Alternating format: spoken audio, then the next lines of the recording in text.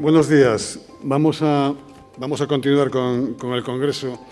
En relación con la conferencia inaugural del profesor Manuel Castiñeiras y el concepto de peregrinación global, vamos ahora a tener 3 intervenciones en esta sección del Congreso referidas a otras peregrinaciones. Ya sabemos que casi todas las religiones promueven la peregrinación a un lugar santo y en esta ocasión vamos a contar con Athanasius Semoglou de la Universidad de Tesalónica, que nos hablará de la peregrinación a Monte Athos. A continuación a Satoko Nakajima de Tokio, que hablará sobre las peregrinaciones en Japón. Y finalmente a Ana Sulay Caponi de Perugia, que hablará de las peregrinaciones en América hispánica. Comenzamos entonces con Monte Athos. Profesor.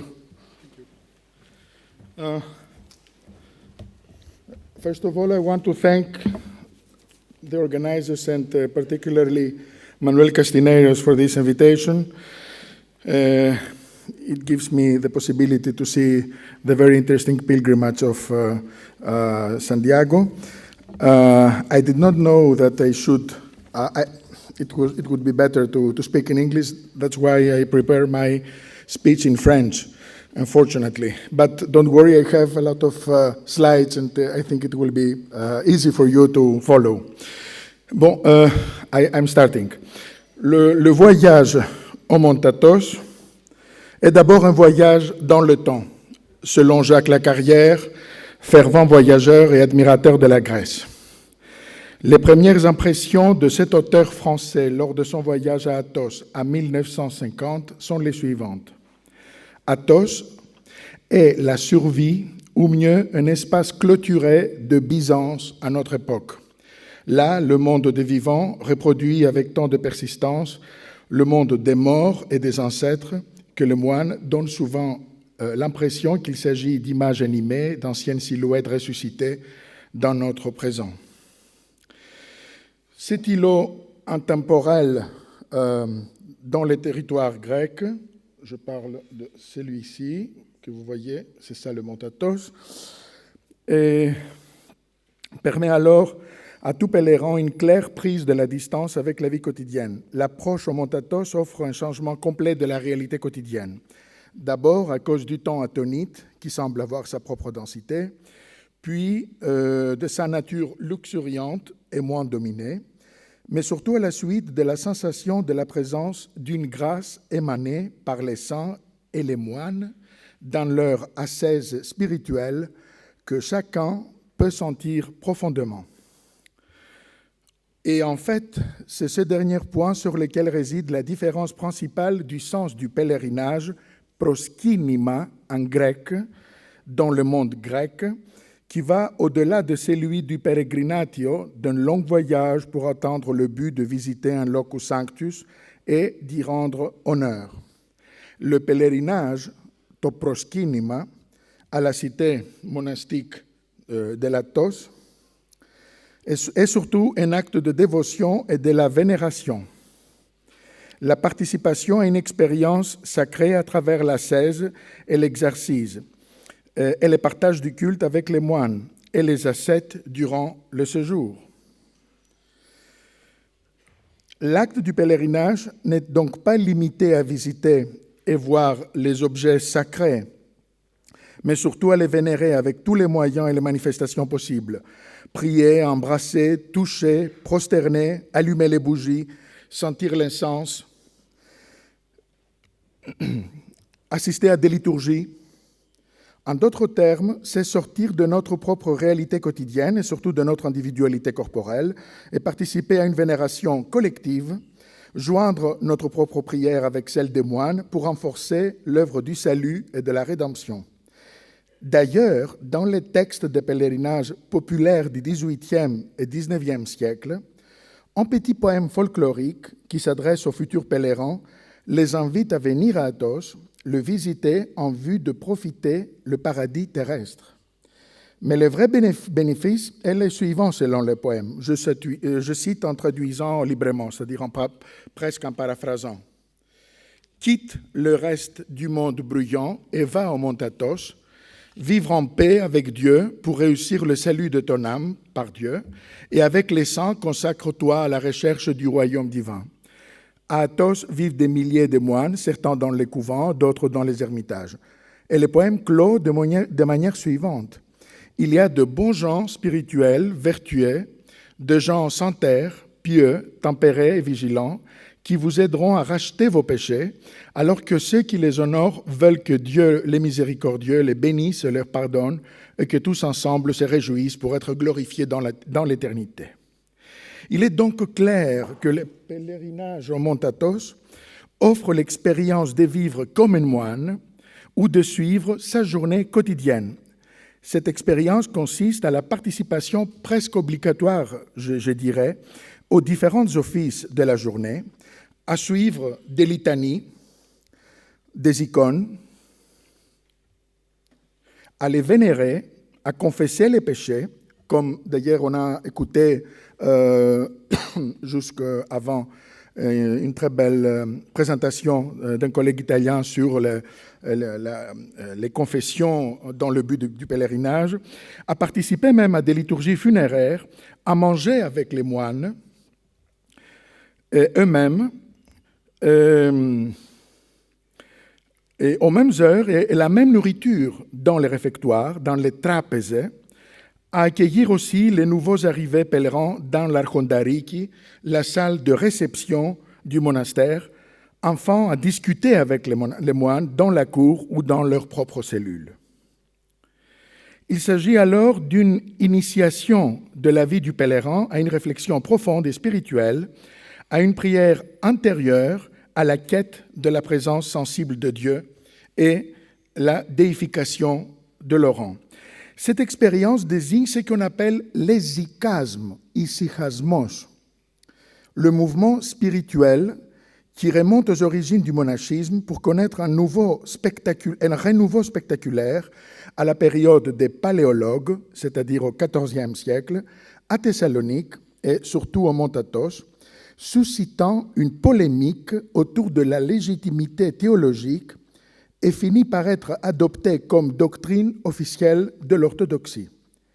Nicéphore l'Hésychaste, ermite au Mont Athos, s'adresse à ceux qui veulent expérimenter dans la prière la présence de Dieu.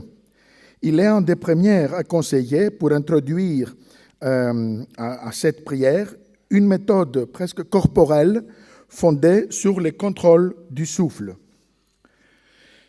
Les grands thèmes de la prière hésychaste sont le silence.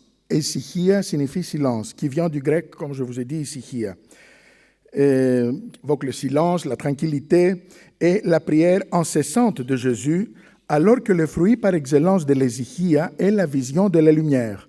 L'homme est en état de vivre des expériences, des visions de Dieu et d'extase lumineuse, selon même Grégoire Palamas, qui était le défendeur de ce mouvement spirituel au XIVe siècle, qui était évêque de Thessalonique et un des grands docteurs de théologie byzantino-grecque au XIVe siècle.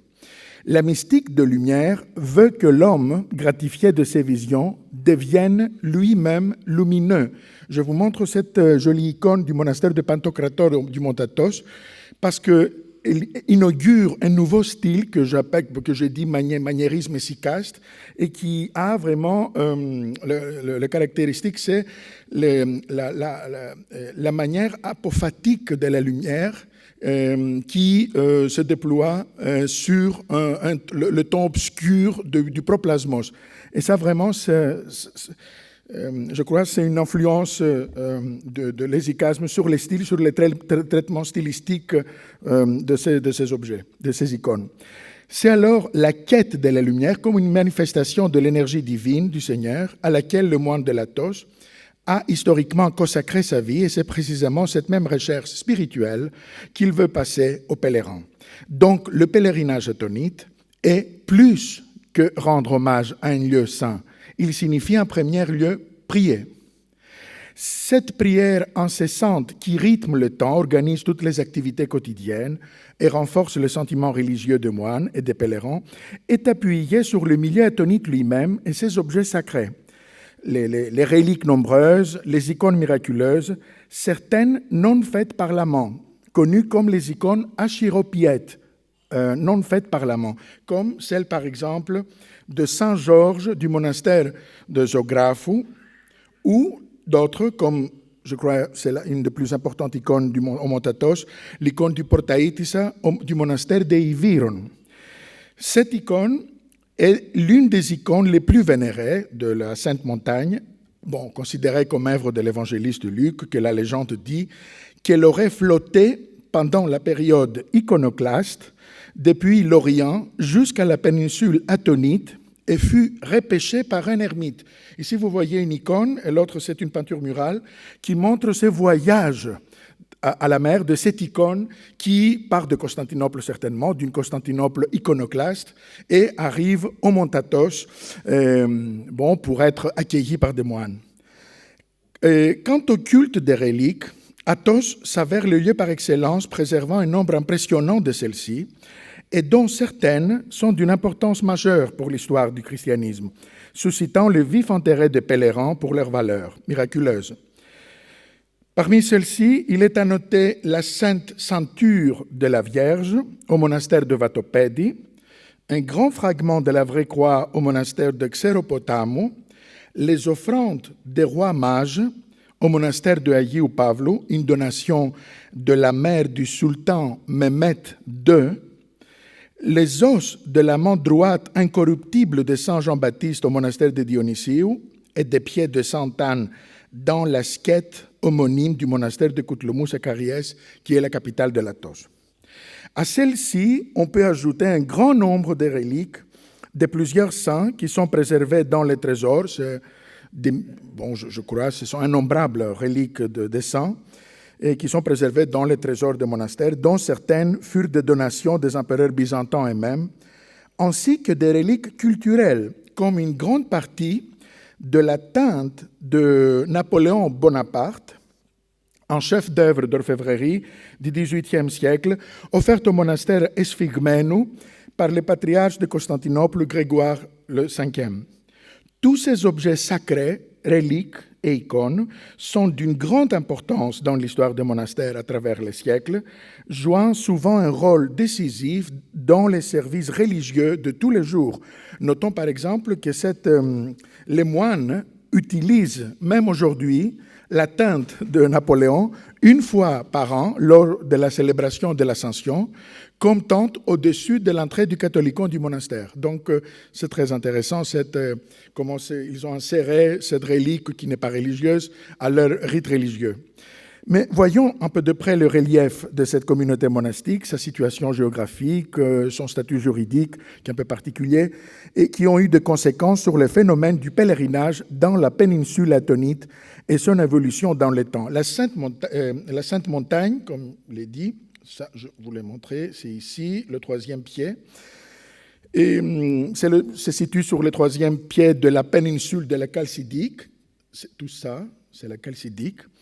Et au nord de la Grèce. La plus grande ville proche du Mont Athos est Thessalonique, qui est ici.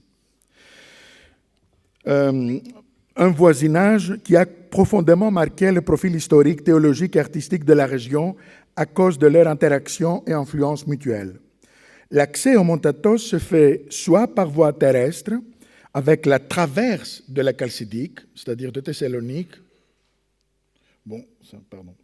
là, en traversant Chalcidique, et soit par la mer.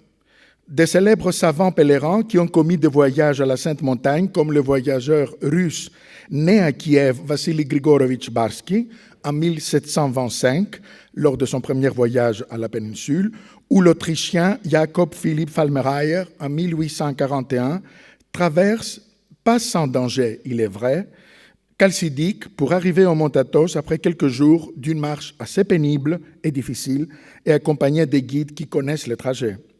L'accès par la mer est beaucoup plus facile, mais varie selon le temps. Barsky, lors de son second voyage au Mont Athos en 1744, part en bateau de Constantinople et arrive au pont du monastère Vatopédi, qui est là. donc de Constantinople, ici, il arrive à Vatopédie, de ce côté de l'Athos. Le voyage dure 6 jours, et comme il dit, c'est 6 jours à cause de l'absence du vent. Selon Barsky, s'il y a du vent, le voyage maritime de Constantinople jusqu'au mont Athos est plus court et ne dure que 3 ou 4 jours, pour couvrir une distance de 450 km à peu près. Le 19e siècle inaugure une nouvelle période pour le pèlerinage en général, non seulement à cause de changements politiques dramatiques en Occident et en Grèce, mais aussi à la suite d'un raccourcissement sans précédent des distances, ainsi que d'une nouvelle perception de l'espace grâce à l'amélioration des moyens de transport et de communication. Ainsi, à la fin des années 1800, le mont Athos n'était plus un coin éloigné et isolé de l'Empire ottoman, mais une destination commune pour les voyageurs en Orient. Au début de la première guerre des Balkans, Athos n'était qu'à 48 heures de Vienne. Comme l'a écrit Frederick William Hasluck, bibliothécaire à la bibliothèque de British School of Archaeology d'Athènes, les nombreuses difficultés, mais aussi le romantisme du pèlerinage au mont Athos ont été perdus avec l'utilisation du bateau à vapeur. Toutefois, le nombre de pèlerins à la Sainte Montagne augmente et avec eux la curiosité, les raisons diplomatiques ou religieuses et surtout l'intérêt scientifique pour ces trésors. Je cite à titre d'exemple les cas des voyageurs russes dans leur majorité, notamment l'évêque russe Archimandrite Porfir Ouspensky, l'archimandrite Antonin Kapustin, Piotr Sevastianov et l'hiéromoine Leonid Kavelin, mais aussi le voyageur britannique John Athelstan Laurie Riley, qui expédiera au mont Athos en 1883 pour la part de l'Église anglicane dans le cadre du renforcement du dialogue et de l'approche de celle-ci avec l'Église orthodoxe. À côté de ceci, on peut ajouter les voyageurs anglais William Martin Leake, au début du XIXe siècle, Robert Curzon, qui partiront à la recherche de manuscrits dans les riches bibliothèques de monastères. Mais retournons un peu sur le relief de la communauté monastique. Le mont Athos s'étend sur l'extrémité méridionale de la péninsule. C'est ici, donc c'est ici le mont, la montagne. Et, fonctionnant, je crois que j'ai une... Voilà.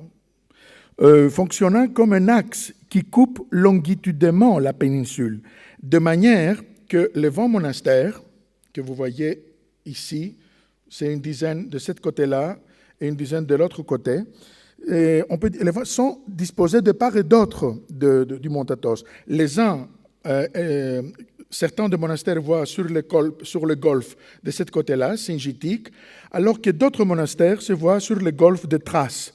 C'est une ouverte golfe, c'est la mer Égène. Et donc, les premiers, le monastère qui voit ici, sur le golfe Singitique, sont Zographou, Constantmonitou, Dochiariou, que vous voyez ici, Xenophondos, le monastère de Xénophon, Panteléimonos, Xyropotamou, Simonopétre, ce qui est vraiment un très intéressant monastère, et Grigoriou, je crois que je n'ai, oui, Vionissiou, Agiou Pavlou. Les autres monastères qui voient sur la mer Égène, sur la golfe de Thrace, ce sont le monastère de la Grande Lavra, voilà, c'est qui est le plus ancien monastère et le plus important au mont Athos, Karakalou, Philothéou, Iviron, Stavronikita, Pandocratoros, Vatopédie, qui est le second, le plus grand monastère de l'Athos, et après Lavra, et le plus important aussi, Esphigmenou et Hilandar. Le Hilandar, c'est qui fait le monastère serbe. Le monastère de Koutloumous, celui-ci, se trouve dans le village de Karies, siège du synode et centre administratif de l'Athos, mais situé à l'intérieur de terre. À ceci, on peut ajouter d'autres monastères qui n'existent plus, plutôt, mais nous disposons des informations par les sources des archives attonites, ainsi que les 3 monastères latins, fondés vers la fin du XIe siècle, dans lesquels vivaient des moines qui venaient d'Italie. Le plus célèbre, les plus anciens étaient les monastères des Amalfitains, qui étaient dédiés à la Vierge et fut situé à mi-chemin entre la Grande Lavra et Caracallo, c'est-à-dire vers le golfe de Thrace, vers la mer Égène, donnant sur la mer Égène. Le monastère est tombé en désuétude, surtout après la 4e croisade, et le fort esprit anti-latin qui augmenta après la chute de Constantinople en 1204. Ce monastère, dont ça c'est Cariès, ça c'est la ville capitale de l'Athos, et ça c'est le vestige de ce monastère. C'est une tour seulement qui est sauvée, et c'est son tour qui est sauvé, aujourd'hui c'est visible. Et les deux autres monastères latins sont Siquelou et Calavro, qui ont été complètement abandonnés et ruinés. Je crois que des fouilles archéologiques seraient très intéressantes à faire en Montatos pour découvrir vraiment ces monastères latins dans la péninsule. Et pourtant, je crois qu'on peut facilement comprendre que Athos, finalement, a été transformé en un lieu chrétien écuménique, au moins pendant la période de la gloire de Byzance au Xe et XIe siècle. Outre le monastère, se sont développés également des skythes, des ermitages subordonnés, qui sont soit des kinovia, c'est-à-dire des hameaux monastiques, comme vous voyez ici, soit des plus simples keya, comme ça, qui est très difficilement accessible, des cellules un peu érémitiques sur des grottes dont l'accès est vraiment très, très difficile. Les premiers témoignages historiques sur l'apparition du monachisme organisé au Montatos remontent au milieu du IXe siècle, bien que les anachorètes s'installassent probablement progressivement à cet endroit déjà depuis les siècles précédents. Il est à remarquer la valeur historique de l'ordonnance impériale, le sigillium, de 883, émise par l'empereur byzantin Basile Ier le Macédonien, qui cède aux moines de l'Athos le droit de l'auto-administration et de la souveraineté territoriale. L'arrivée des anachorètes à Athos se poursuivait sans relâche pendant les siècles qui ont suivi. Ça, vous voyez une icône certainement du XIXe siècle, très disons moderne, et qui montre la vue générale de l'Athos. Et dès le milieu du Xe siècle, à Cariès, la capitale actuelle du Mont Athos, se situait le centre administratif qui avait lieu et qui ont lieu même aujourd'hui les réunions des présidents des monastères trois fois par an à Pâques, le 15 août, c'est-à-dire à la fête de la Dormition de la Vierge, et à Noël. L'arrivée au Mont Athos du moine Athanase, provenant du Trébizonde, marque une étape sur le monachisme qui se dirige vers la vie monastique en communauté. En 963, le moine Athanase l'Atonite, grâce à l'aide financière de l'empereur Nicéphore Phocas, ayant comme modèle le monastère de Studios à Constantinople, fondera la Grande Lavra, ce qui est le plus ancien monastère, comme je vous ai déjà dit. Et Athanase rédige les typiques, c'est-à-dire le règlement intérieur de la Grande Lavra, que vous voyez ici, complété par deux autres textes réglementaires analogues qui constituent le fondement de l'organisation monastique en communauté au Mont Athos. En 972 sera rédigé le premier typicon de l'Athos. Le typicon constitue un texte réglementaire de 28 articles, connu sous l'appellation de tragos, qui fait allusion au parchemin de cuir de chèvre sur lesquels fut inscrit le texte original. Ce texte a réglé les domaines d'administration et d'organisation les plus importants. En même temps, la vie monastique en communauté est établie, de même que les régimes de l'autonomie et de l'administration des monastères de l'Athos. Pendant la période byzantine, l'auto-administration était exercée par les monastères et leurs higoumènes, ainsi que par les autorités administratives centrales, à savoir le premier, qui s'appelle Protos, élu par les égoumènes dans l'église cathédrale de Protaton, qui se trouve à Cariès. Et, bon, vraiment, c'est une église très intéressante avec des peintures murales de la fin du XIIIe ou peut-être du début du XIVe siècle, signées par un atelier de peintres qui ont travaillé surtout sur les églises en Macédoine, comme par exemple à Perivleptos, à Ohrid, à Sveti Nikita près de Tchoucher, à Bogorodica Ljeviška, Prizren. C'est vraiment des artistes de haute qualité. En 972, pardon. Un autre point caractéristique du Mont Athos est l'avaton. L'avaton, c'est-à-dire l'interdiction d'accès aux femmes et aux animaux, même femelles, sauf les chats, pour les souris. Cette question avait autrefois provoqué, comme c'est aussi le cas dans les jours actuels, des discussions diverses, des réactions et des controverses. La première mention générale de avaton dans la région se trouve dans un acte, dans un sigillio de l'empereur Basile Ier, de l'empereur byzantin, publié en 883, qui a établi une interdiction, même pour les bergers, d'entrer dans la région du Mont Athos avec leurs troupeaux. Il a été même interdit aux eunuques et aux jeunes imberbes, c'est-à-dire même les enfants ne pouvaient pas entrer au Mont Athos. Même aux enfants des ouvriers, c'était interdit, selon les tragos de Ioannis Tsimiskis. Néanmoins, l'origine de cette interdiction remonte à la période de l'empereur Justinien, c'est-à-dire 6e siècle, exprimée dans sa législation, comme d'ailleurs la plupart des questions de la vie monastique et ecclésiastique. Toutefois, le pèlerinage à ce lieu comprendra aussi les femmes, tout en leur réservant mais une vue de loin de l'Athos, du côté de la mer. C'est une expérience différente qui nourrissait leur imaginaire. En 1897, et l'éclat de la Première Guerre mondiale, la Revue française des sciences pures et appliquées a organisé 50 croisières pédagogiques ouvertes à toute personne qui en a certainement les moyens. Les premières croisières sont également passées par le Mont Athos. Dans les monastères, les hommes pourraient admirer les fresques et l'architecture, mais aussi les typologies des moines, tandis que les femmes se contentaient de la vue extérieure des monastères.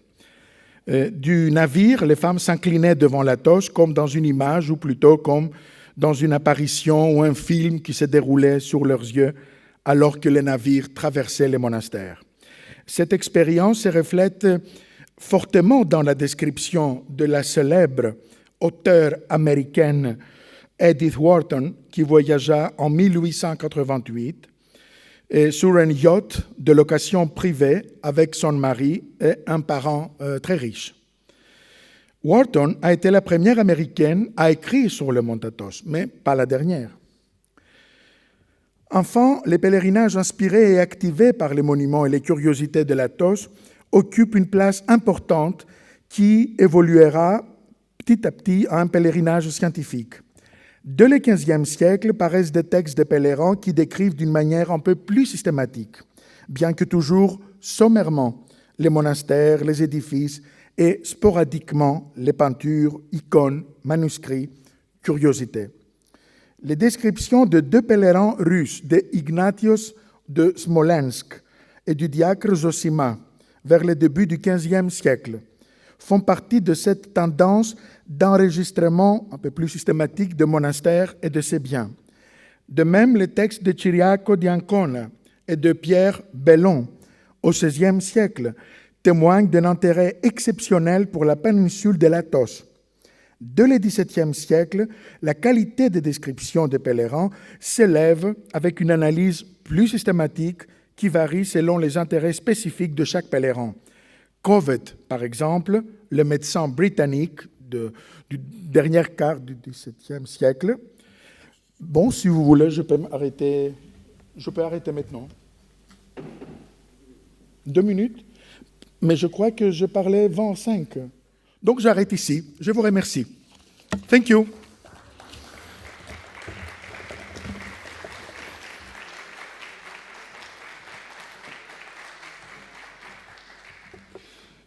Bien, realmente la peregrinación a Monte Athos es paradigmática dentro del mundo bizantino y ya vemos que esa geografía sacra marcada por los monasterios al borde del mar, en una península espectacular donde se encuentran multitud de reliquias y de iconos milagrosos dentro de una tradición bizantina muy rica.